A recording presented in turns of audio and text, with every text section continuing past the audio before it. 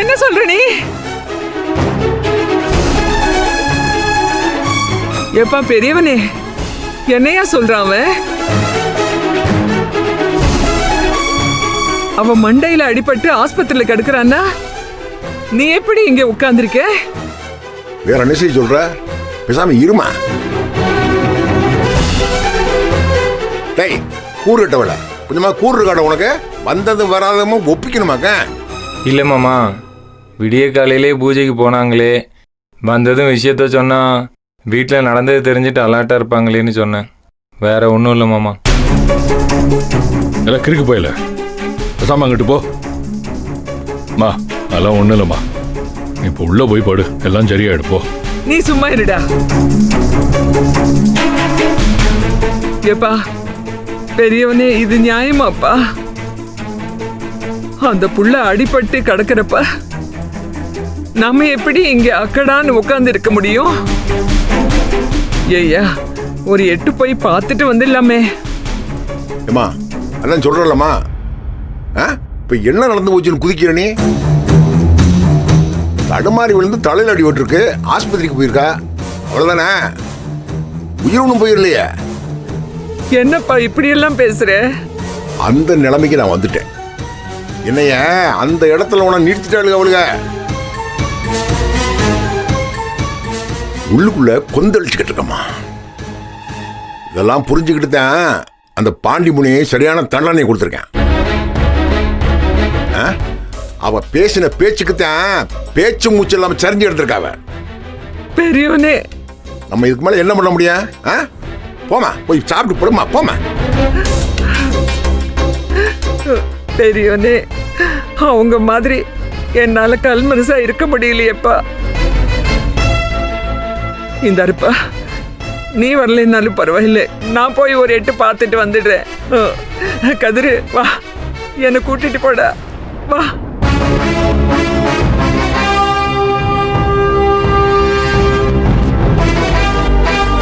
என்னடா அங்கே பார்த்துக்கிட்டு இருக்க? நான் தான் சொல்றேன்ல, என்னை கூட்டிட்டு போடா. வா கதிரு, வாயா, வா வா, வாடா. அம்மா, தாராளமா போ.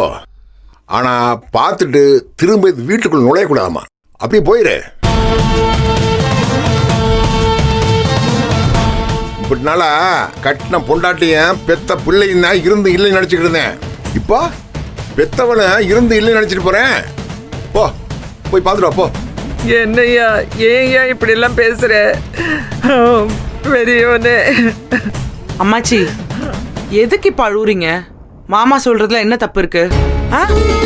அவளுக்கு ஆடின ஆட்டம்லாம் கொஞ்சம் நெஞ்சமா மறந்துருச்சா உங்களுக்கு? ஒன்னும் இல்லாத பிரச்சனைக்கு இந்த வீட்டை விட்டு ஓடி எம்புட்டு வயசுல பெரியவங்க உங்களை அவளுக்கு காலில் விழ வச்சுதானே திரும்ப இந்த வீட்டுக்கு வந்தாளுங்க. அந்த ஜீவானந்தத்து கூட சேர்ந்துக்கிட்டு இவரை ஜெயிலுக்கு அமிச்சாளுங்க.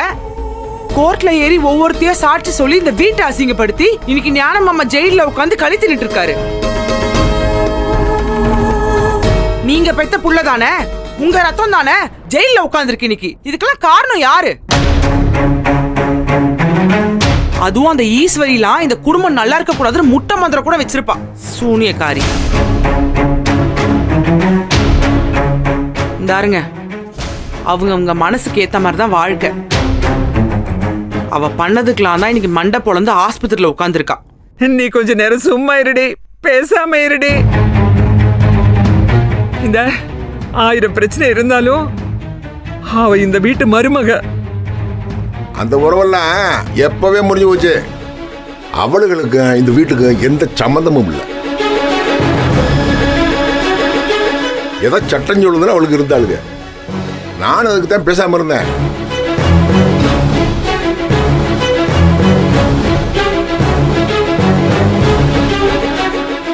கதிரே, பார்க்கணும்னா பார்க்க போட்டேன். ஆனா இந்த வீட்டைய என்னைய தலைமொழிட்டு போச்சு.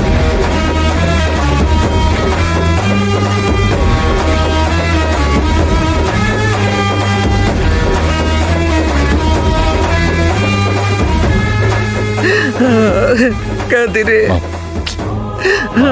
அதெல்லாம் ஒன்றும் ஆகாது, எல்லாம் சரியா. என்னடா பண்ணுவேன்? அம்மாச்சி, அழாதீங்க, உட்காருங்க. உனக்கு ஒண்ணும் தெரியாது, சும்மா சரி, இருடி. அழாதீங்க, உட்காருங்க, வாங்க. இந்த வீட்டு பெரிய மருமகடா, இந்த வீட்டு வாரிச பெத்தவடா. அவளை போய் அதெல்லாம் சரியாயிடுமா?